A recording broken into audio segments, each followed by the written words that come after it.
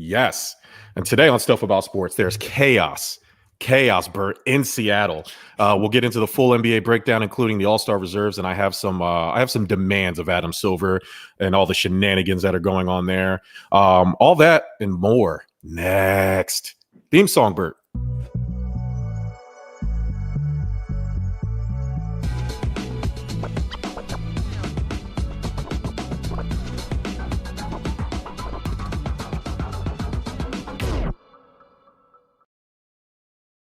Sports. Yes. Welcome to another titillating episode of Stuff About Sports presented by the Give Us a Shot Network. I am the Facebook felon Jerm. With me, as always, the prettier Corey Bert. Bert, what's up, man? I got nervous when you said theme song, Bert, because I thought there was a miscue when you were going to push the buttons. I didn't know if you needed me to literally hum the theme song. Oh, no. I was like, oh no. I was like, dun, dun, dun, dun. So, you know what? I think that would have been a little bit better. I think we should explore that option in the future. Maybe record it, get some backup vocalists, and try to get that done. Got to harmonize, Yeah. Little bit of a light week in terms of the heavy sports topic. There was one big thing that happened recently, not a positive thing for sport, especially with baseball coming back. And I guess we'll just start with the bad and get right into it with Kevin Mather. And for those who are not familiar, he is the longtime CEO of the Seattle Mariners. And recently it was leaked out. I can't even say it was leaked out because the Rotary Club literally just uploaded the entire Zoom meeting on YouTube. So basically he went into a networking thing with the Bellevue Rotary Club, which is ironically in Boston. So considering the subject matter of Kevin Mather's, topic, I guess I shouldn't be too surprised that this was a Boston-based networking event. But he had some disparaging remarks, not really specifically about one thing. It's just the overarching tone of his conversation. For me, Bert, was like extremely tone deaf. It was extremely insensitive. It was overtly racist, and I couldn't believe that it went on. Like, this thing was done February 8th. It just came out now. He resigned, but let's be clear. He didn't resign because of the remarks. He resigned because the remarks became public. Yeah, he's an absolute moron. And, I was reading up because first I was like, what is a Rotary Club? What is that? And knowing that, the Rotary Club is like the name of this foundation that's based out of Boston. The Bellevue one I thought was in his area in Washington specifically, but I guess this was a conference that was in Boston, you were saying? Yes. Okay. So he got too casual, we understand baseball as a business, and a lot of the things he was saying were more business, like it made sense from a business standpoint. It was still wrong what he said and incredibly derogatory towards certain groups of people, but he was just like a moron. First off, you can't say a lot of the things he was, and we'll get into that too, but I mean, he had to have known it was either being streamed or recorded, but finally it's in a public forum with members of the public there. You just have to be a member of the club to be there. So it was very shocking for me. So what's up, Trisha? What's up? Please, well wishes and speedy recovery still. I know you're on the mend still, but in 3 months you'll be right back with us, kicking ass like you always do. So I was reading some of these comments and primarily it was so odd because CEOs and a lot of these people, Mikey P, let's go. You damn right, buddy. A lot of these CEOs outside, I think we've been spoiled by Jerry Jones, and we live in a football era, right? Where it's like we expect all the owners to be like Jerry Jones, or we get this weird idea that the owners are like always in our face. They're always giving press conferences when that's actually not the truth. These guys work in the shadows and you don't really see them. You don't get to see how they operate. And this was it was an interesting view of how these guys actually think and how these guys actually feel. And it was just loose. It was unvarnished. It was raw. It was honest. It just a peek into the inner workings of how these CEOs, like I said, who are largely faceless within the sports organizations, how they actually run our franchise. I couldn't believe some of the stuff I was saying.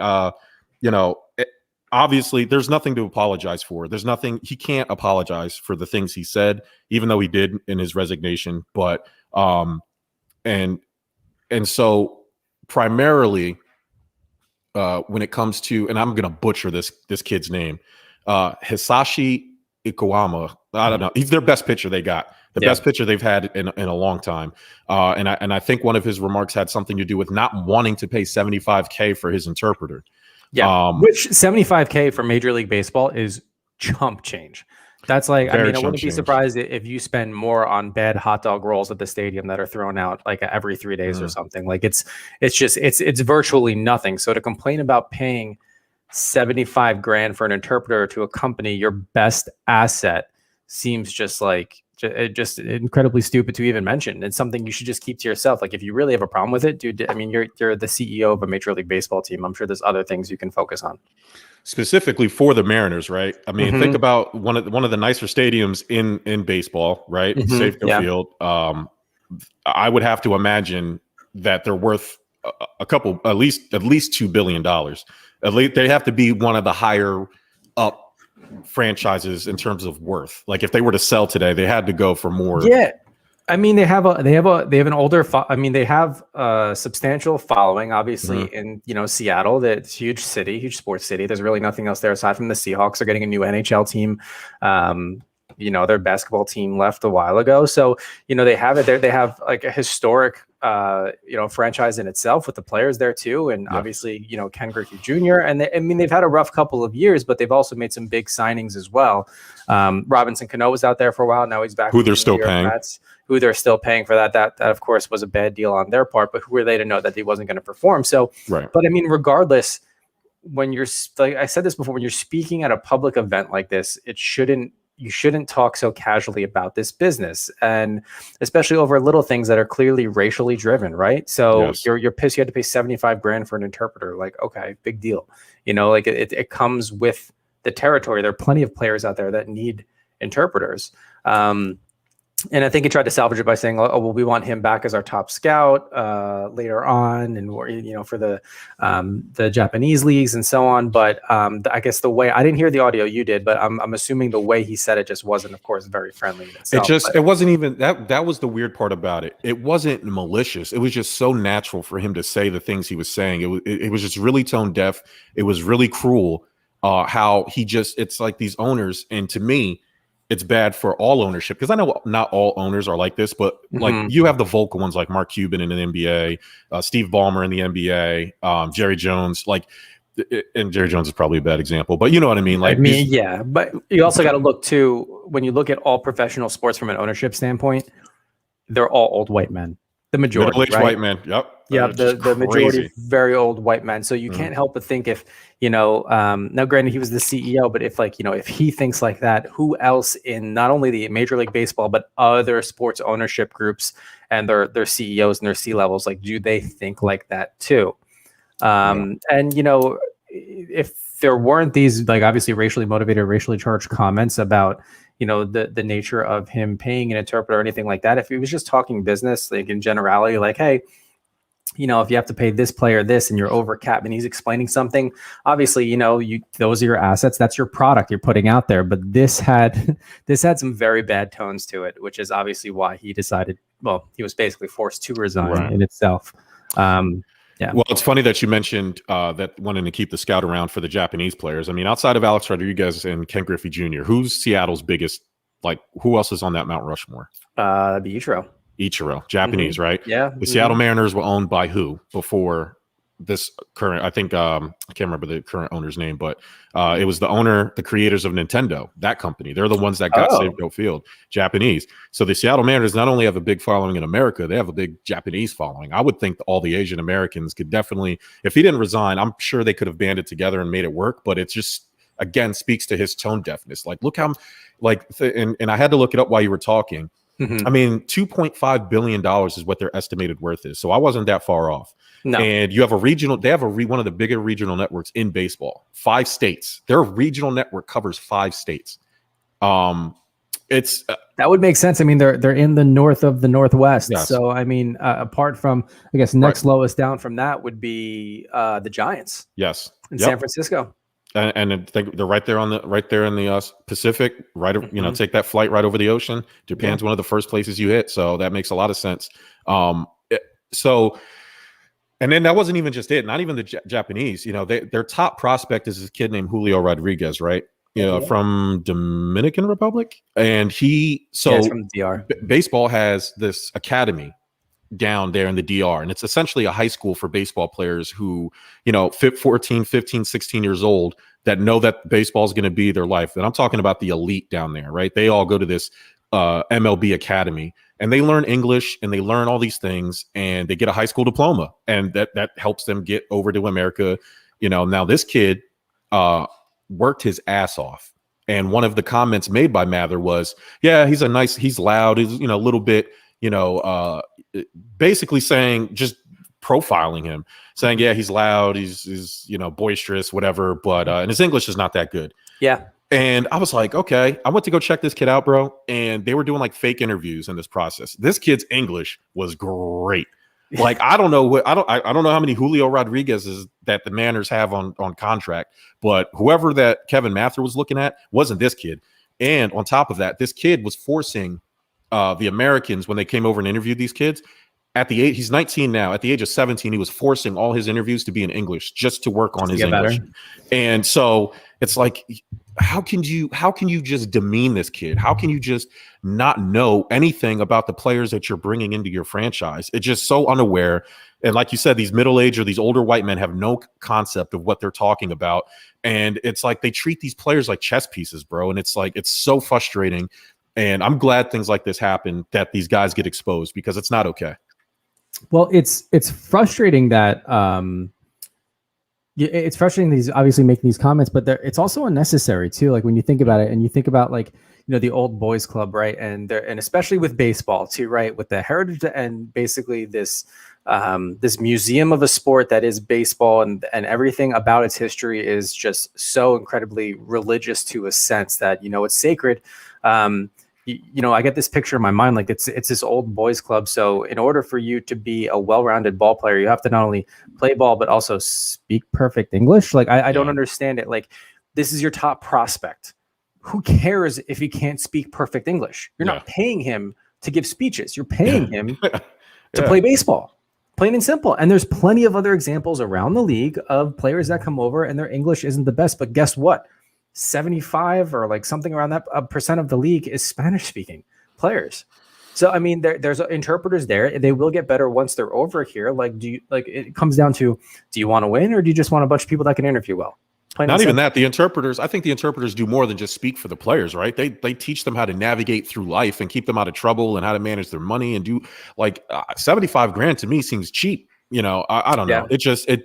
It's I'm glad this guy's out of the franchise. He doesn't belong there. It's a very bad story. I think it's a wake-up call to everybody who may be in similar positions around, to just basically either clean it up or don't be so candid. And I'm not excusing his behavior by any means. What I'm basically trying to say is care a little bit more about your product and the why of what you're doing it, instead of looking for the weird nuances of having to pay an interpreter or making sure that they interview well. Why don't you care more about the actual product that fans want to go see, which is good ball players, and leave those small little things to the side, because there's no place for that. Like, if that's what you're complaining about, like, that is the definition of, not the true definition, but very close to like as white privilege as possible, of just like, like, oh, I wish they would speak my language clear. Like it just doesn't make any sense to me. So good riddance. And you know what? I think anybody else, they'll start falling like dominoes if they keep talking like this. If not, they'll start focusing on the actual product of baseball or other sports. So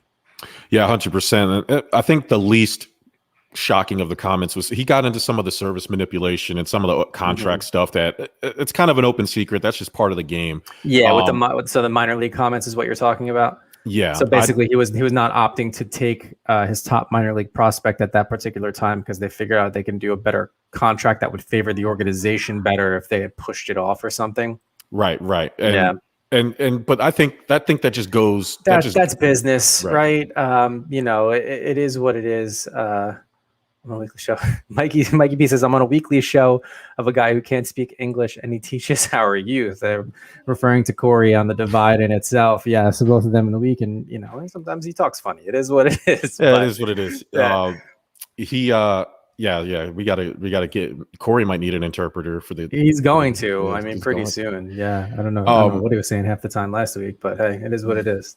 This is in America. This in America, we speak American type racism. So stupid. It's like, and I've seen a lot of people who actually agreed with, like, said, oh, what he said wasn't that bad. It's the truth.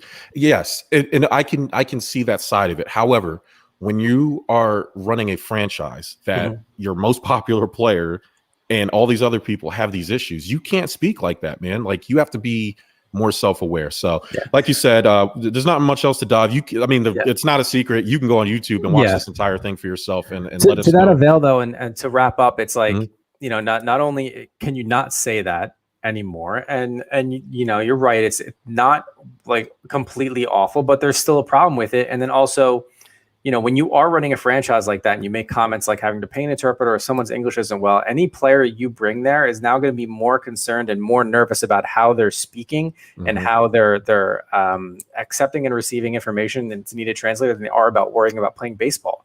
So I don't want to put pressure on an athlete to interview well when he should be focusing on the game. So it's just another distraction from that organization. So overall, look, it's shitty things for him to say, and no place for it. And he's done. So it is what it is. And now the Mariners can focus on the important shit like baseball. So well said, Bert. Well said. Moving on to the NBA. Listen, the NBA season is going about as smoothly for me as I thought it would. I mean, yes, we've had some COVID related issues, but in terms of the qualities of the games and some of the players' performances, I mean, I think it's at an all-time high. Starting with the rookies, I don't know if you've seen this dunk by Anthony Edwards floating on social. One of the most vicious dunks I've ever seen. Take a look at it. He dunks. I mean, it goes nuts, and it was a great dunk. He was the number 1 overall pick. Now, what people forget about that, they'll play the dunk over and over again. He dunks the ball. It's really great. However, he goes like 0 for 7 from the field from 3-point range. He went like 3 for 14 from the field. He only finished with like 7 points. I'm not going to say bust because I think the team is awful. I think he is too young to be the star player of that team. Their best player hasn't been there, Karl Anthony Towns. What I will say is James Wiseman looks like the truth. LaMelo Ball looks like the truth. Yeah, we heard that from you last week. I mean, LaMelo Ball is the man. His usage rate is and compared to his field goal percentage is right up there with some of the top players at his position in the league. He had a fantastic game the other night, and I'm like, geez, like, how is he not the number 1 overall pick? So when you compare it to some of these younger guys that are playing around the league, I mean, Tyrese Halliburton out there in Sacramento, and I can't remember the kid's name from the Lakers. He's playing well too. And the kid in Chicago, number 4 overall pick, Pat Williams, that everybody like laughed at, and he's actually playing really well. And you look at Anthony Edwards, and it's like you can see, like you see that dunk, and you're like, yeah, I could see why they would draft him number 1. He's not good, man. It's like it's bad. It's a bad situation for him, and I hope that he turns it around here pretty soon. It's also one of those things. Like, I mean, what is a good grace period for you then? Do we have to look at it the first season and seeing how he plays, or is there just so much built up expectation for him specifically where you think he should be performing at a higher level? And do you think, and I'll throw a curveball in here, do you think that not having fans in the building or being in that type of COVID atmosphere with the processes and the tests and everything else just being different, do you think that's also a factor? I think it's a factor positively. I think because you have a guy like LaMelo Ball, think about it. His first game as a rookie, he scored 0 points after all the preseason hype, the hype about being a ball. You know what I mean? Like, he comes out and has 0 points. And if there were fans in the building, he would have got crushed, and that could have messed up his confidence, right? But ever since then, and then he was coming off the bench, things of that nature. But then ever since he became a starter, they're like 8-0 or 8-1 or something ridiculous like that. He went from like averaging 14 points a game. He's averaging like 22 points a game now. He's less turnovers. I think he's like a shade, like I'm talking less than a point, less than a rebound off of the number 1 rebounder rookie, who is James Wiseman, who's the center for the Golden State Warriors. So he's balling. And I think having fans in the building actually lets these kids play freer, lets these kids play looser. I think it does that for everybody. And which I think is why the offensive output is larger. It's like we're seeing some of the best offensive basketball we've seen in years. which is odd because adversely, we're seeing some of the worst defense. And I think that's also because of the fans, because when you're in a slump or you're getting ran on, the crowd, especially for the home teams, the crowd can help you play defense better, giving you that energy. You know, it's like a weird unspoken thing that these players have. And I think that's translating to defense because there's no crowd. Like when you need that extra little, that extra little jump, the crowd's not there to hype you up, yelling defense. Like they have the fake crowd noise, and some arenas have like a limited capacity now, but I think a full arena is a little bit different, and it helps the offense, or helps your team if you're on defense. The opposing offense kind of like, oh shit, like the Sixers fans are going nuts and they don't want me to score. Yeah, I mean, if it's loud in the building, it's loud in the building. It's in your head. It's tough to play. It's tough to communicate with your other teammates too. So I would absolutely think that has to be a factor. So now we have the All-Star game coming up. We had the starters. We had the starters picked up, and let me go ahead and look up the All-Star starters. I have the reserves here, but I guess I should talk about the starters first. For the, of course, LeBron James. For some reason, if anything was proven, it's LeBron James can't carry this team. But while I look it up, LeBron James, Anthony Davis goes down he's probably out for another couple weeks. And the team is going awful. I'm telling you right now, Bert, LeBron James is going to fake an injury. He's going to fake an injury so he can not have the pressure. So what kind of injury do you think he's going to fake? High ankle sprain? Because you can, if you fake a high ankle sprain, you can be out a couple of weeks. Like that takes a while to heal from, Yeah, but you know what? The high ankle sprain is something that, like, if Anthony Davis doesn't have to be out the entire 6 weeks, like LeBron needs something that can come back quickly from. Like a high ankle sprain, if you come back and you're jumping the way LeBron James does, everybody's going to know it's not a high ankle sprain. He needs like a little hammy, like maybe a little hammy pull, something like that. Something that like because I popped my hammy, and we've all pulled a hammy before, but I popped my hammy playing kickball, and I was done for like a month. Yeah, but I've also pulled my hammy. Yeah. It's not fun, but I've also pulled it, and I was good in like 3 days. And so it's like, he needs something like that. So a little hamstring injury might do the trick. But if they keep losing these games, LeBron James is absolutely going to fake an injury. So joining LeBron James, Luka Doncic, Steph Curry, Nikola Jokic, and Kawhi Leonard. Not a big surprise. I think the biggest surprise is Damian Lillard not starting point guard. Luka Doncic is. And a lot of people were really upset about that, Bert. And I'm going to tell you why. This year, Damian Lillard is scoring more assists. He's just playing better than Luka is. But what people seem to forget, and more players, that was the other thing. 58 players voted Luka as the starter. 131 voted for Dame. The problem is, I don't know if NHL works like this, but the fan vote counts for a more percentage. So it doesn't matter if Luka's fan vote is overwhelmingly more than the percentage of the player vote. The fan vote's always going to win for the starters. Yeah, I don't know how the fan vote works in the NHL. I know there is a fan vote to obviously vote your favorite players, and that's how John Scott got in years ago, because he was a fourth line grinder and basically just a fight guy in itself, who actually retired on that season too. But they gave him his first All-Star game, made him captain of one of the teams, which is nice too. But I don't think it has as much of an influence as what you're talking about. I think it's more player vote, and also looking at obviously who has the hot hand. So. Yeah, so I mean, the West, other than the Luka Doncic, Damian Lillard thing, there's not, that's probably who it should have been. On the East, you have Kevin Durant. LeBron's the captain for the West. For the East, Kevin Durant's the captain, and he's joined by Kyrie Irving, Bradley Beal, Giannis Antetokounmpo, and Joel Embiid. There's no surprises there. Bradley Beal's been playing amazing. It's like, get him out of Washington. He's playing out of his mind. He absolutely deserved to be an All-Star this year.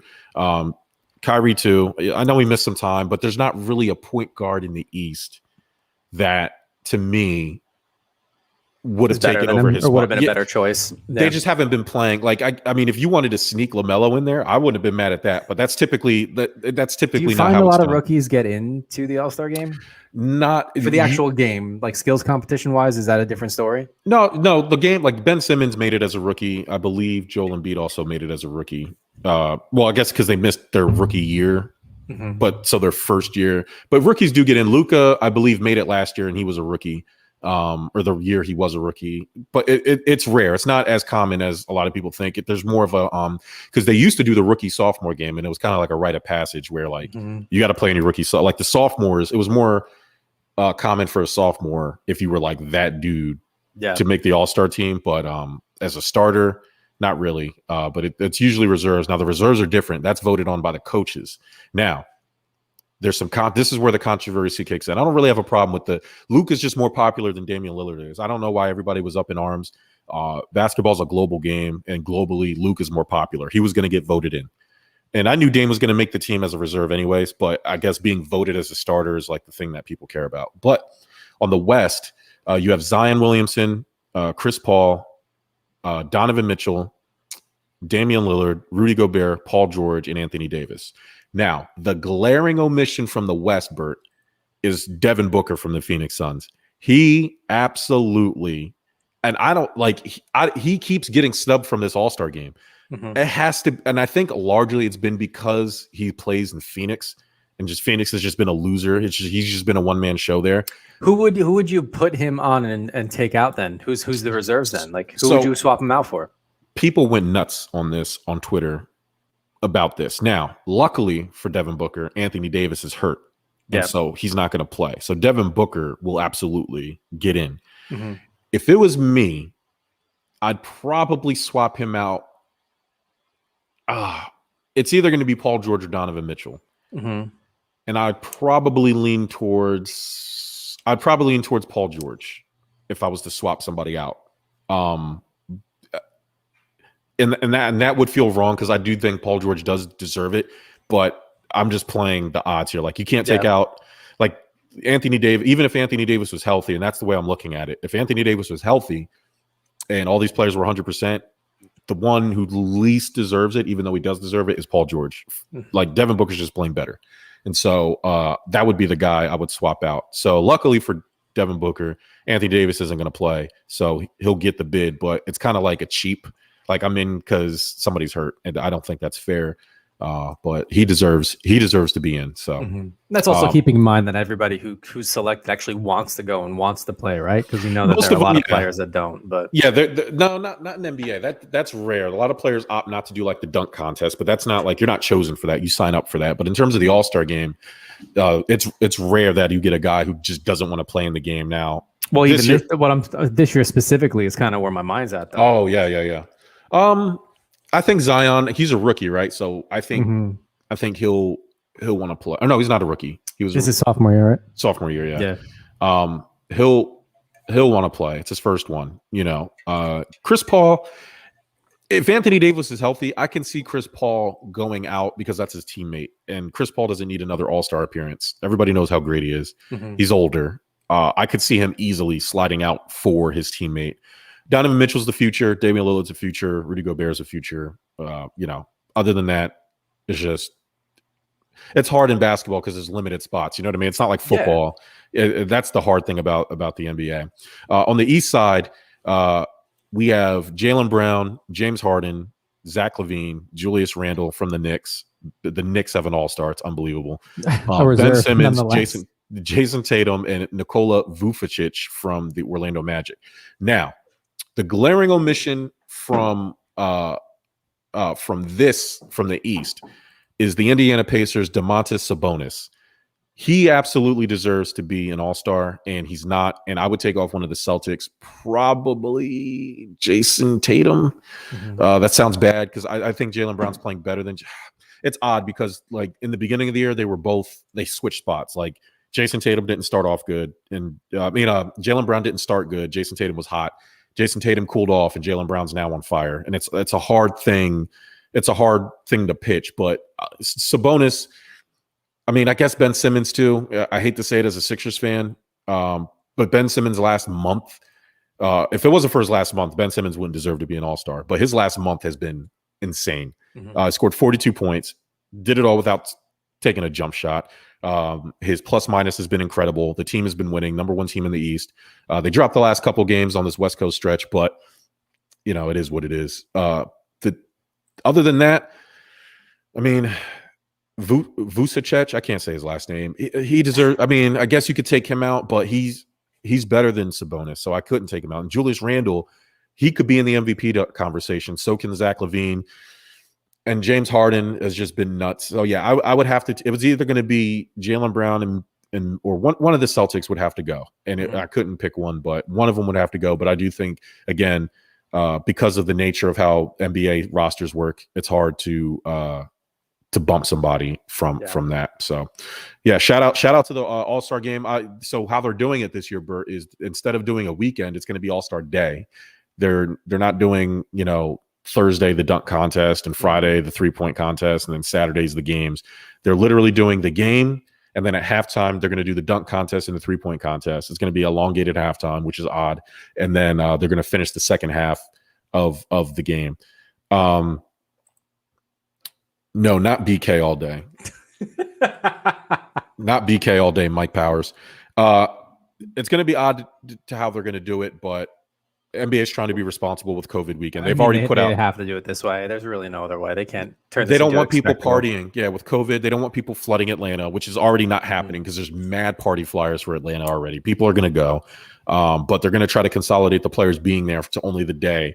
So I guess they'll be there for 3 days. The players will be there for 2 or 3 days because you'll have the day of practice together, and then they have to kind of go over how everything is. And with the COVID protocols, I'm sure they got to do a bunch of testing and shit like that. So it's going to be odd. It's going to be one for the ages. So we'll see how All-Star Weekend transpires. But I'm not against changing the format of the weekend, but All-Star Weekend is more of an economic thing. It's good for the cities that they're in because of all the parties. It's fun for the players. It's fun for the fans. Yeah. I mean, those that aren't invited get a little bit of a break in the season. That's what it's there for, right? So, yeah, I mean, the same thing with like how the NHL works is it's like a week-long break where, it's they just get off and it's, it is what it is and go from there. So I think I don't think the NBA or other leagues should change up too much after we resume to normalcy. But I mean, the NBA is clearly being incredibly responsible. So, and hats off to them. Yeah, I'm still going to start my petition to move every single All-Star game to after the season. I think all All-Star games should be after the season. I think it's just more fun. It's less pressure for the players because then the players don't want to do it in mid-season because they're scared of getting hurt. That's why they don't do the dunk contest. That's why they don't play hard. But if it's literally the last game and it's an All-Star game, it's more fun. It's more loose. You might get some hard play out of it. And these guys go to play in these summer leagues anyway. Like they play in the Pro-Ams out in Seattle and New York. Yeah. And so I'd honestly rather see an All-Star Weekend where it's just skills competition, to be honest with you, than and this goes for the NHL basically specifically is what I'm thinking about it. Because even when you get to the games, it's just like tap hockey. Like no one's hitting. No one's really going hard. It's all fun. Like the games end up being like 14-11, like just because everybody's careful. They don't want to get hurt. Yes, it's great for the fans. It's great for the players and stuff. But I'd honestly just watch 2 days of skills competitions. I would. I mean, between the hardest shot or who's the fastest skater and the target with the shooting too. So I'd rather watch that than an actual game in itself. But for the NHL, I would keep it at where it is. It's such a long season, and I think it gives a nice kind of halfway mark break as opposed to like doing it after. And we've seen even from the Pro Bowl, I mean, those teams that end up going far, don't really have players that are sent. But I guess that's kind of odd because it's playoffs going on or the Super Bowl goes on like the week after for the Pro Bowl in itself. So. Yeah, send us your best. Let's revamp the All-Star. Send us whatever sport's your favorite sport. Revamp their All-Star game. Tell us what you would want to do. Send us a message at Stuff About Sports on Facebook. And please let us know because I think that'll be dope and we should make a show out of that. So, all right, Bert, let's go over some of the best stuff we saw from the sports week. Actually, before it's not really the best thing, but I guess it's the best news. The breaking news today, Tiger Woods crashes his vehicle. Not many details about the cause of the crash. There's no need to recklessly speculate here. Me and you have already spoken offline about our individual thoughts, but let's try to be a little bit responsible here. But the good news is that his injuries are not life-threatening, even though he did need surgery. I'm assuming he broke his legs or caused some damage to his legs. Yeah, I got an update shortly before signing on to the show is that first responders confirmed that when they got to the car, he was conscious and that most likely both of his legs are broken. But it was good to hear that he was conscious when they showed up. They also don't expect or don't suspect any type of intoxication or impairment. So that is good. Now that they don't suspect it, but They're still probably going to test them just in case. I'd like to learn. I mean, you saw the picture. It looks horrific. And it looks like he literally fell off of the side of a cliff or a mountain or something. I would like to see, I want to see like where he was. I need to know how far the road was from, because you couldn't even see the road from the photo that was released. So I want to know, like, was it a curve that maybe he was just texting and he missed a curve, or did somebody like or swerve? sneezing? I've almost gone into an accident by sneezing or even changing the radio station too. Like, you know, it can happen so quick, but the fact that it was the solo car and there's no other detail, you'd think like if there was something else that, or some other driver that may have seen it, you know, that's what gets me is like, you know, you think that more would come out by now. But you know, who knows? Could have just been one of those things. Yeah. It's Tiger Woods, but thankfully he's okay. Yeah. You know, I don't know what that means about his golf career. I mean, one would tell you that his golf career was already over. So maybe this is this is probably I don't see. I mean, he was barely coming back from his regular injuries. I don't know how he was going to come back from this one.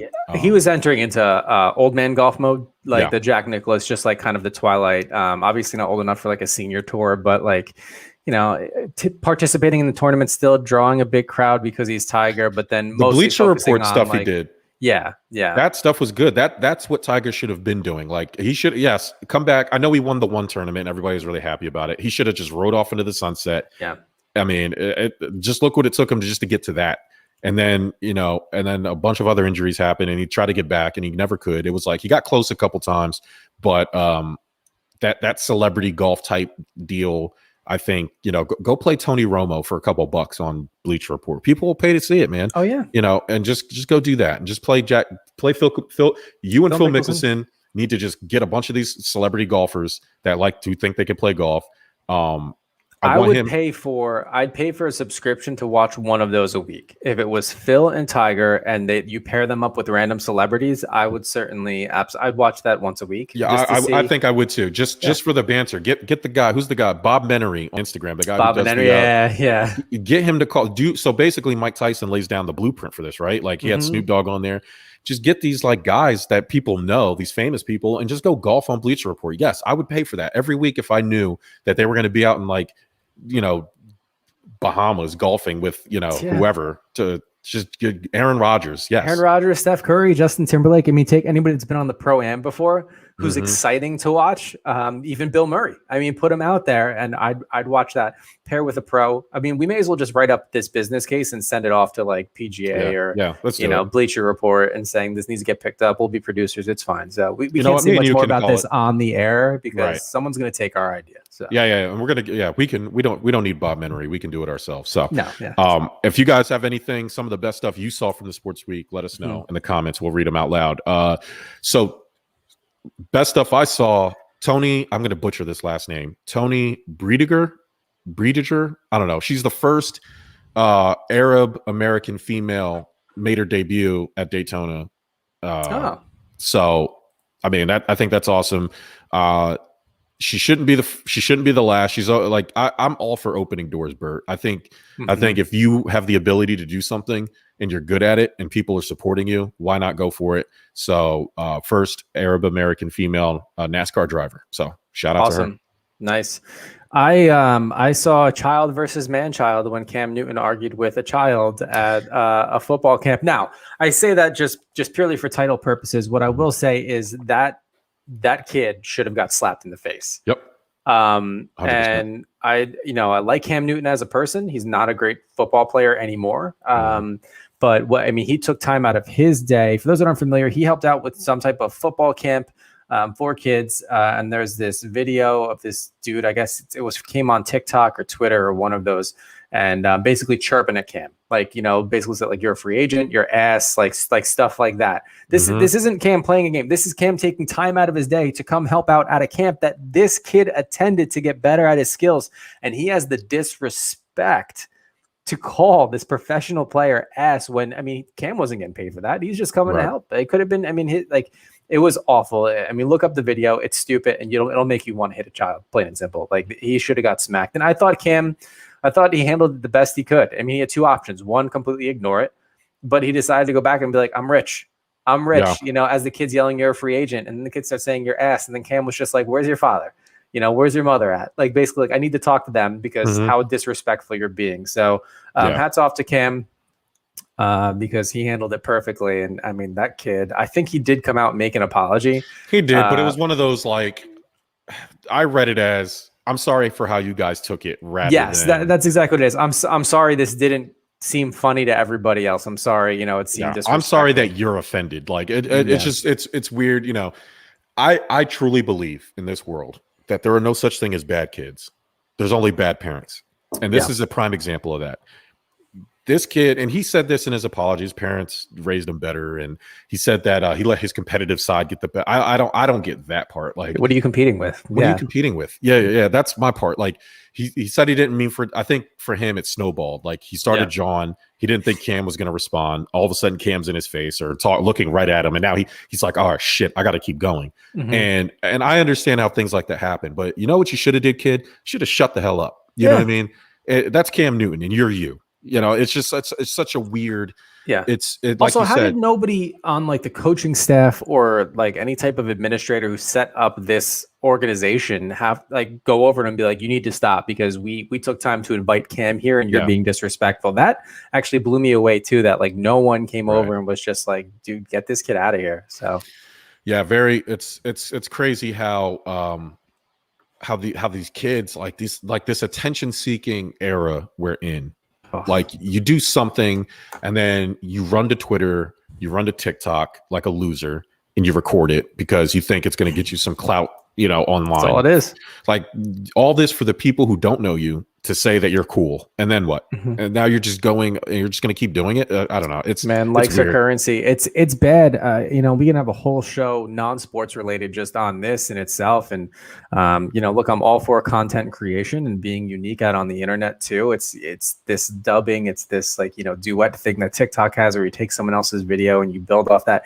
It's just weird, and it's like this weird attention seeking thing, and that people are doing stupid things for it. And I guess look, we can go way back. This somewhat started when like Jackass was popular, people doing stupid shit just to get likes and views, but it's got to stop. And I mean, dude, I would never have the balls for any professional player, even on like my arch rival's team, and being a Ranger fan, if I saw a professional Devil hockey player, I'm not going to sit there and chirp him. Like, are you kidding me? For two reasons. One, because he could potentially punch me in the face and he's a lot bigger than me, but like, two, it's like, regardless of who they play for, regardless of your thoughts are, he was good enough to make it there. Show some respect, plain and simple. So kids need to learn, man. Second best thing, I saw this clip speaking of guys, not talking to people who are bigger than you. That only works one way, Bert. And as if you have mad MMA skills. Oh, I saw the same thing. Let's get into it. Man, so first off, when I heard this story and then somebody said Oklahoma wide receiver gets his ass kicked, I immediately thought it was a black guy. And I was like triggered. My blackness was like, man, come on, man. You're going to let some little bar kid beat you up? And then I found out it was like this 6'8" white guy, two of them or one of them or whatever it was. These two white guys from Oklahoma. White guys can be receivers too, You know what? Bill Belichick. Yes, they can be receivers, but I thought they would all have to be like small, like Cole Beasley. Yeah, Cole Beasley, Wes Welker, Julian Edelman, Danny Amendola, like all the guys who go to the Patriots. Like Bill Belichick just has there's like a cattle farm of like tiny white guys. Yeah, he was a smaller guy too. No, he was a big guy. Was he? Yeah. It wasn't as big as Thielen though. Thielen's a tall one. No, not the biggest Thielen. And then I was gonna say Jeremy Shockey, but he was a tight end. But it was a tight end. Same thing. But so these guys are in a bar out in Oklahoma, and they're in this hall with this bathroom. Yeah. And first off, this bathroom looks like it's hell's bathroom. I'm glad you said it. It's disgusting. I didn't realize. I thought it was literally a basement. That was leaking before I realized that there's dudes peeing at urinals like that. Yes. That's how this it is. I'm not sure if they were just peeing in the urinals. I think they went in there and just literally peed on the floor. They may as well have, yeah. And so they're talking, and I can't remember exactly what was said. They're jawing at each other, and the funniest part of the video is that the football player is like checking himself out. He's looking, talking shit.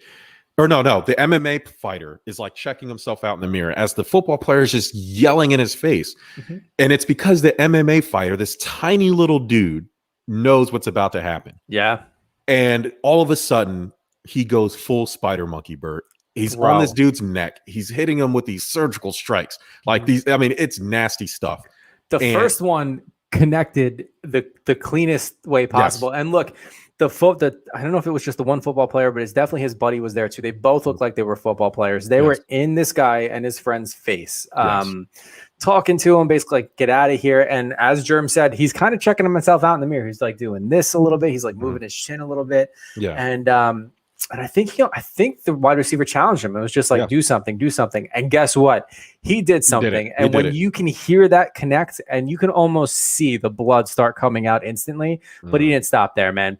He connected. He got him on he basically picked him up, threw him on the floor. He got him in like some sort of lock and just starts wailing on him, which I was cringing for two reasons. One, because I'm picturing, obviously this dude getting like just shots to the face, but then also the fact that they're rolling around on that floor. And that was the grossest thing in the world. Like, and the poor guys that are peeing, they're getting like bumped into they're getting pushed into. It was bad. And I don't know if you noticed this, the MMA fighter, his footwear, you see what he was wearing? No, I didn't see it. My boy had some cowboy boots on. Did he? Yo, he did. He did. Because I saw him like lock up behind him and like put the dude in a sleeper hold. I saw those boots and I'm just like, he's wearing cowboy boots. Like that, this is happening right now. But yeah, it was, there's a huge size differential between them. Right? Yes. The wide receiver the thing. had to be at least 6'5", 6'6". And this MMA fighter, maybe average height, like 5'10". And he wasn't a bigger built dude. He just, man, if you know how to fight, it really doesn't matter how big you are. There was a point in there where the two fighters bumped into each other, and like that saved a dude from getting straight up German suplexed on the ground. I mean, it was, and he would have landed directly on his head and maybe could have possibly killed him. Well, his buddy took down the other dude, basically ran his head into the wall on that suplex. It was bad, And it wasn't the fact that they did it. I mean, it's already impressive that they did it. It was how easily they did it. I mean, they easily dispersed of these two giant football players. And it was just hilarious to watch. Now, the non-hilarious part is the guy almost lost his eye. Now, I'm not going to say he deserved it. I get it, man. We've all been drunk at a bar. We've all talked shit and we all got that ass whooping we didn't expect to get. Now, I'm thankful he did not lose his eye. However, this is what we call a teachable moment in the biz. Bro, go to the bar, drink your drink, hit on whatever chick you're going to hit on, and leave. Yeah. That's all you got to do. It's really simple to go out and have a good time. I have no idea what they were doing to like end up in that dirty ass bathroom. No. You had to have followed those guys in there. You guys didn't just meet in the bathroom and talk shit. Like, it's just bad. Yeah, the only reason I can think of that's acceptable to even have words in a men's room is if someone accidentally pissed on your leg. That's it. Yes. Yeah. And like, not accidentally, or even just they did it purposely. But like, other than that, there's no other reason. I don't know if it was just weird looks that carried out from when they were by the bar. But I mean, look, a couple things. One, still COVID out there. All right. Yeah. Two, stop hanging out in these bathrooms. Like, it's disgusting. Go in there, do your thing, and get out. It is what it is. Now, you're right. It's a teachable moment, but you would think of a program like Oklahoma too, they'd at least coach their players up a little bit better. Like, don't do anything stupid, because this kid's lucky he didn't lose his eye, but I don't even know if he's going to be able to play again with any type of vision problem. So he may have just shot himself in the foot for being so incredibly stupid. So yeah, I should have done some research on this. I don't know if he's good or anything like that, but shout out to him. Hopefully this doesn't end his football career if that's what he chooses to do. And if he's really good, then that really sucks. But if he does get back on the field, you better believe any defender against him is going to be chirping him up and down. About just retire. Yeah, it's over, buddy. There's no living this down. There's not. No. Yeah. I don't know if you saw, but apparently the Padres saw our show last week talking about our boy Tatis Jr. and said, you know what? He's so big, he's making it over to Stuff About Sports. We need to lock him up right now. Yes, because he got paid. And when I say paid, I mean this boy signed a 14-year, $340 million. That is correct. $340 million contract, the third highest contract in MLB history. Mike Trout, number one with $426.5. Then Mookie Betts, who just signed $365. And now Fernando Tatis with $340. Now, I will say a contract extension was well deserved. Yeah, they are putting a lot of faith in him. He's only played 2 seasons and only a total of 143 games. He has a silver slugger, which is great. His batting was 301, 374, and 582. 39 home runs, 27 stolen bases. certainly a player to watch out for and could be the next face of baseball. I think, especially with this contract in itself, they have a lot of faith in him. He got what he deserved. He played well, and let's see how this carries out for the next 14 years. But now people overreact to these like super long, super big contracts that come out, especially in a game like baseball. But you have to understand how TV contracts work. His contract's not like, I know people freaked out over the Bryce Harper contract. A lot of people freaked out over the Patrick Mahomes deal. Which seems a little bit more earned than this one. But what you got to remember is these deals aren't for this year and next year and the year after. I mean, this is for like the 7, 8, 9, 10, when the deals really get good, when the money goes up, and who knows how the money is structured. It's not like it's going to be an even break every year. Like some of this stuff floats and you can have a little bit of manipulation there. So that's going to pay Lindor. Yeah. I mean, they're going to have to. Yeah. But the Mets, it's funny you bring up the Mets because I was going to say this about the Padres. This is smart because it looks like they have one, and you have to lock him up just off of potential, right? Because if he turns out to be who they think he is, who we all think he is, that's the face of your franchise in a city like San Diego that desperately needs it. You guys look like, I mean, the Padres were one of the most exciting teams in the league in the bubble last year, right, Bert? I mean, I was actively looking for Padres games, that hasn't happened since Tony Gwynn Sr. You know what I mean? And so it's good for baseball. The Mets, now when Mike brings up the Mets and Lindor, that's another one, right? Like we've had so many swings and misses. You get a guy that looks like a hit. We thought we had that in Pete Alonso, and maybe we still do. Who knows? But Lindor, you have that. So what you do is, especially when you're trying to make a move in a city like New York, you lock that guy in. Yep. And you build around him. And so it's smart. A lot of people were like, how could you give a guy 2 years, in a 14-year extension? I mean, he's 22.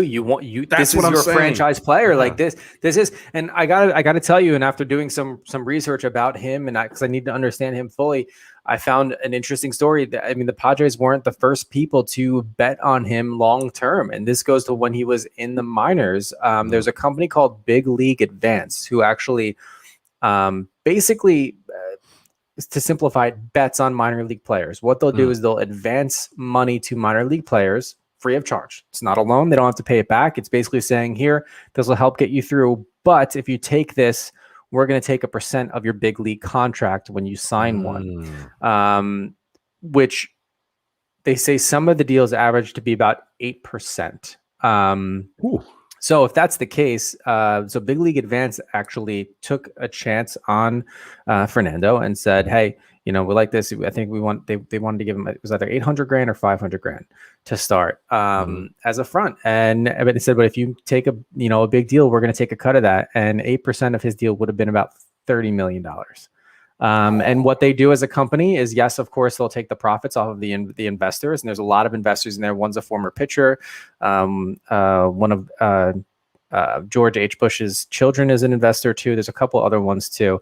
But they'll take the majority of the money and they'll roll it right back in, and they'll start going over their analytics of other prospects to seeing if they need this service again too. So, it seems like it's like a mix of like a finder's fee and a mix of like, how real estate agents, like the ones who don't feel like actively doing realty, what they'll do is they'll do referrals and they just take a percent. It seems like they just do that. They just go out and find the talent. They don't want to do any of the real work other than the pre-scouting. And it's like gambling. It's like, all right, I've done a little bit of pre-scouting, or somebody told me about this kid, so I can afford to drop off 100 grand. And if I can make $1 million off of that in the next 5 years, I think that's worth it. I mean, they're basically looking at them like stocks and investments, right? Stocks, like, hey, I'm putting it in here. If there's a return, great. If not, it is what it is. It's a gamble. And I can tell you the MLB, the MLBPA, and agents in Major League Baseball hate this company. Oh, I bet they do. Personally, I think it's great. And the only way to get around companies like this, doing this with minor league players and getting paid off of it on their big contracts, is to raise the salary of minor league players. Plain and simple. They're getting paid peanuts. They're getting, they're eating cheese sandwiches and other like shit throughout. And, the minor league system needs advancement. And that's actually, it's funny bringing it back to the very first topic. I mean, that like situation with Kevin Mather the minor league system should be helping these foreign players, instead that way getting them ready in the majors. So give them more money to the minors. Like, it's funny that the leagues don't care about the minor league system until something happens where it affects their money. Like, think a company like that. What was the name of the company again? Big League Advance. Big League Advance. I was going to say Big League Chew. Big League Advance. A company like that is probably responsible for Fernando Tatis, because if he didn't have the money to make it through the minor league system, we may never have seen him. So maybe baseball, he was good enough where he was gonna make it, but you see what I'm saying? Like 100% easily happened. Like a guy, yeah. Okay, so yes, Fernando's probably an outlier there, but there have probably been good players, maybe not Tatis level, but good serviceable players that are flooding these rosters who may not have gotten the chance if it wasn't for Big League Advance stepping in and giving them an opportunity to make it through the minor league system, or at least come over and do what they got to do. So yeah, MLB, don't get mad when it messes with your money if you're not going to help these players, because there's going to be investors and people that are more than willing to help. And Big League Advance obviously reaped those benefits. Oh yeah. We have a new GOAT, Bert, in the discussion of the world of sports. And her name is Naomi Osaka. Yes. I mean, she came and basically put the final nail in Serena Williams' coffin, I think. Yeah. I think it's more of a passing of a torch. No. I'm here to fuel fire. Yes. Okay. Let's be nice. Yes. Passing of the torch. It's nice. Serena had a good career. All right. Now it's germ time. Let's go. Naomi Osaka came in, kicked down her door, took all of Serena's stuff, and sent her ass packing back to Oakland or wherever the hell, Compton, wherever she's from. Hey, Naomi's the 7th active player, male or female, to have 4 Grand Slam titles. Okay? She's young. I'm just letting you know. Before we even get to that, she beats Jennifer Brady 6'4" and 6'3" in the Grand Slam. It's her 4th one. I don't have her age in front of me, but she's young. Okay? She's essentially a kid. She's just the 3rd player in the Open era to win her first 4 major finals. That's crazy. Okay. She's undefeated once she reaches the quarterfinals, obviously, because she has 4 Grand Slams. She's only played in 4. Okay. She's 45-1 in her career at majors after winning in her first set. She's only 23 years old, by the way. That's unbelievable, bro. Apparently she's number 2 in the World Tennis Association rankings. I don't know who's number 1, but that's wrong. I don't know who that. I don't know. No, according to this, she's been ranked number 1 now by the World Tennis Association. Okay. So maybe I'm reading. She's the first Asian player to hold that top ranking in singles. So in singles, okay. Yep. So yeah, maybe Serena and Venus can go back and rule the doubles world, but Naomi Osaka is here now. She's the best. She's the best athlete in the world right now. Until something else happens. But wanted to shout out the world of tennis. I actually watched the Serena match because Serena was in it, and I am aware of Naomi. I was interested to see. This is twice now she's beaten Serena. She already beat Serena not last year, I think the year before, because she was pregnant, so it had to be the year before. I already beat her, and it was closer than it was this time. This time she beat her ass, and so now shout out to Naomi. Wanted to give. She's certainly going to be the next face of women's tennis. 100%, if not already right now. Yeah. So last thing for me, I don't know. Did you want to talk about Carson Wentz? He's like a side note to me. It's not even what I was going to say next, but are you talking about the Michael Pittman news about him not giving up his jersey? No, I was just basically talking about Wentz's. Oh, deal. shoot. Yeah. We didn't even cover that. He was officially, like, anybody who's an Eagle fan, he was traded. Shocking, right? We never saw it coming. Oh no! So now the culture stuck with him in his contract, and we'll see if he gets anything out of it. That's all I have to say about that. I mean, it is what it is. I mean, it was good for Philly. It's what they needed to do, right? Yeah, but now it's going to be interesting because I read that they're going to be looking at a quarterback with the number 6 pick, which would be absolutely awful. Philadelphia would? Why would they do that? They have. I just read a story. So here's my thing. I am not a believer in. I think if you don't find a quarterback, you draft a quarterback every year until you find the one. Because we're past the age of like drafting a guy and developing him. It doesn't happen that often. If the guy's worth a damn. You know what I mean? So if you get a guy, or you think you do, and you pay him millions of dollars, and he ends up being shitty, and you trade him to the Colts. But now draft another one. Hey, it's just a process, right? I mean, you have to do it because you stick around with a guy for 3 or 4 years, hoping he turns into something like the Eagles just did. Yeah. And now what? Now you've traded him anyway after you give him money. Draft one every year. Let them beat each other out. You'll know when you have one. The Chargers just did that, right? The Chargers were like, all right, we're going to do this. The Broncos have been doing it. the Browns are the poster child of doing it. We're going to keep drafting quarterbacks. Looks like they finally have. They have theirs. Real quick, but before, so just got an update. Tiger Woods suffers compound leg fracture, yikes, and shattered ankle in car accident. He is not playing golf anytime soon. So, yeah, if ever again. So, I mean, a thankfully, compound leg fracture. Yeah. Oh, that makes me squirm. Shit's probably coming out of his leg. I was thinking that typically, yes. Yeah. Typically his leg is deformed in some way. It'll be interesting to see. Who's that Louisville player that it broke during March Madness? Like snapped like a twig. Oh yeah. Oh my God. The basketball player. Oh my God. One of the most disgusting things I've ever seen in my life. Yeah. I know who you're talking about. Everybody knows who you're talking about. He actually came back and played really well. He did. Yeah. I think that was it. I think he ended up getting drafted, or he signed with the team for a little bit and then kind of faded out of the NBA. But yeah, I do remember that guy. And then Sean Livingston also had a compound fracture when he was with the Clippers. That was at the time similar situation to the Louisville player, but he ended up coming back years later and having actually a really good career, winning a title with the Golden State Warriors. So yeah, it was. Thank you. Yes, Kevin Ware. Kevin Ware. Yes. Thanks, Harry. Thank you, Harry. Appreciate that. I as soon as you said it, that was gruesome, man. That was, and obviously we have that was disgusting. And obviously the most recent example besides Tiger Woods is Alex Smith. Smith, yeah. Hopefully his leg was on backwards. That dude. And Dak almost had one too with his ankle issue. Oh, well, his ankle was bent the other way. Sideways, yeah.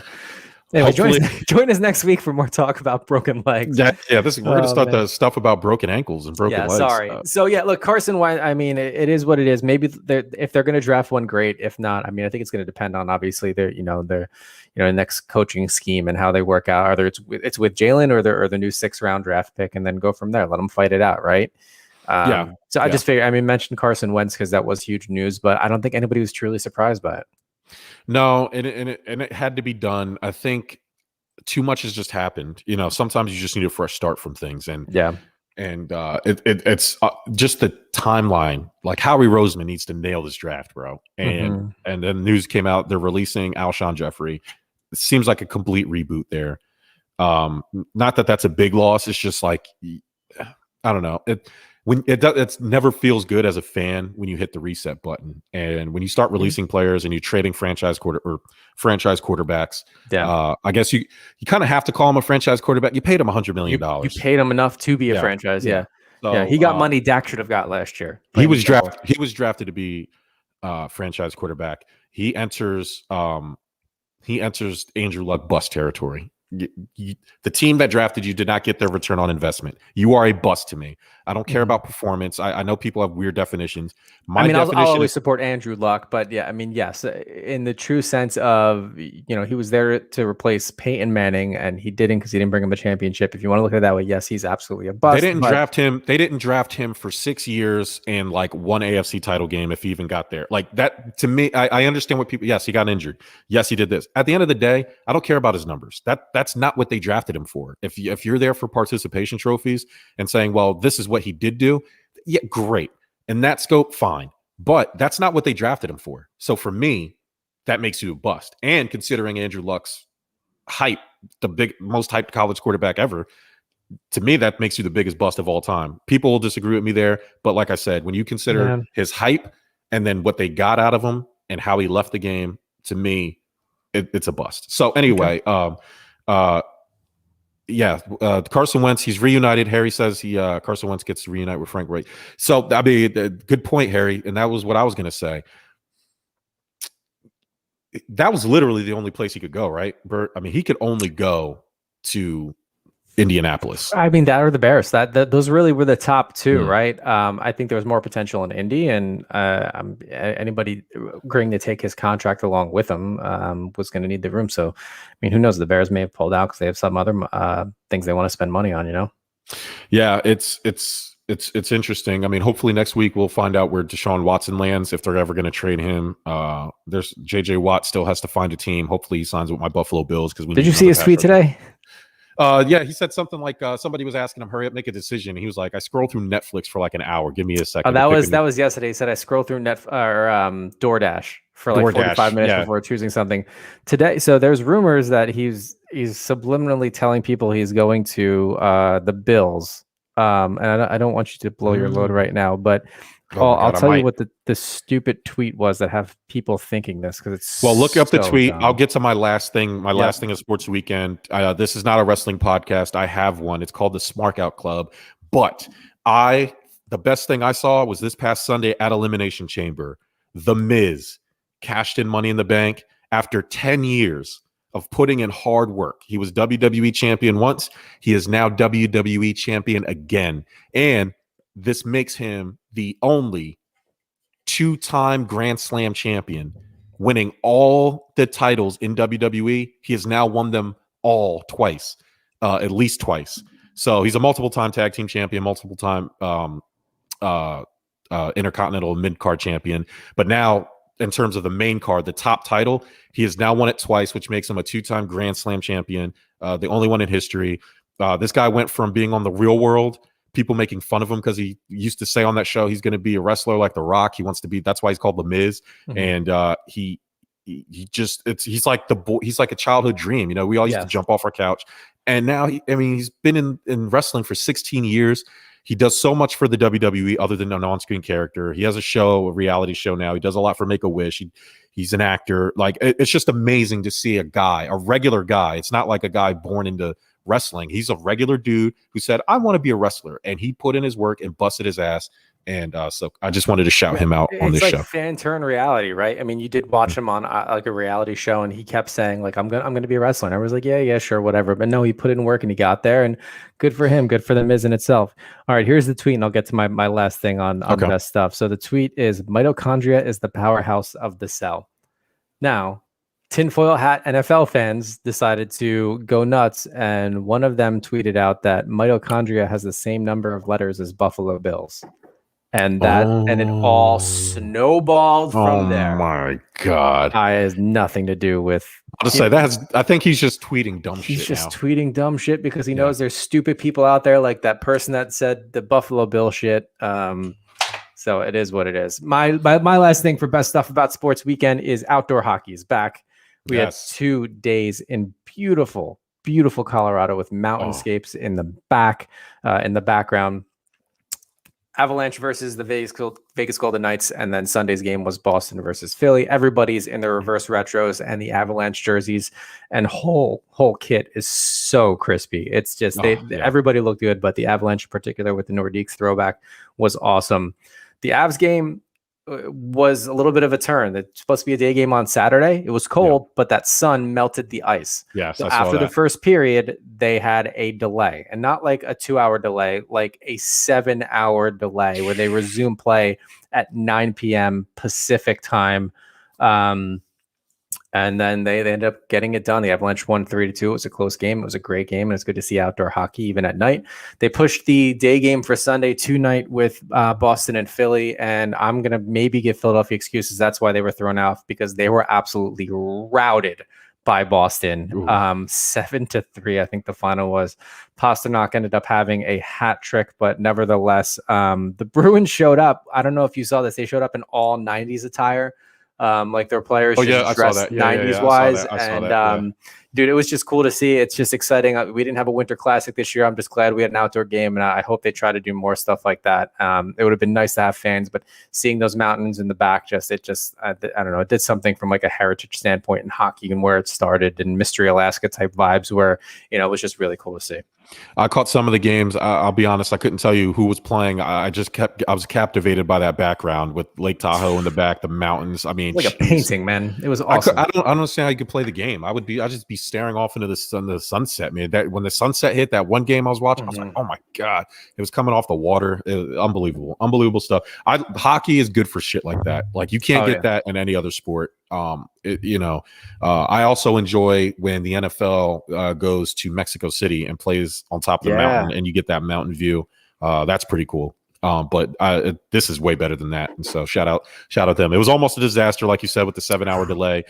They probably need to build. I don't know why they didn't build Lambeau Field has the heating coils underneath so the frozen tundra doesn't actually freeze. I Yeah. don't understand why they don't have like cooling coils. They usually do. There's I don't usually know. there's coils underneath the ice that help keep it and cool it down. That's usually what actually keeps it frozen. The power of the sun was just too much. It was too much. Yeah, it's too much. And I mean, you could see it too in the pictures and even the tape. Like it was sunny. Oh, I saw one. There was like a giant gash. It looked like an anchor. Just yeah. I got one of the players tried to turn. So you cut into the ice, and it looked like it looked like a meteorite just hit the ice because it was like a giant chunk of giant chunk comes out. And I mean, and skate, that's dangerous, man. When you're skating like that, God, yeah. you turn an ankle, it's bad news all around. But no, they got it done. It was cool to see. Bert, we turned 3 topics into like an hour worth of conversation. An hour and 10. I'm actually quite impressed, to be honest with you. I am too. We thought this was going to be like a 30-minute one and done, and we ended up. But the Kevin Mather discussion was really important. There was a lot of NBA stuff, and then there was a lot of good stuff from the sports week. So everybody join Stuff About Sports or like the Stuff About Sports Facebook page. And on that Facebook page, you will see a link to the Stuff About Sports fan group. And that's where everybody comes in and we all talk sports. It's great. We get a lot of good engagement there, a lot of good discussion. And then obviously you can join us every week, Tuesdays, 8 p.m.-ish. I'm not going to say 8 p.m. anymore because sometimes it'll be 8:15. Me and Bert are busy gentlemen. But, you'll catch us every Tuesday. Thank you for joining us. Bert, you got anything else? Good to go. See you guys next week. All right. We will see you guys next week.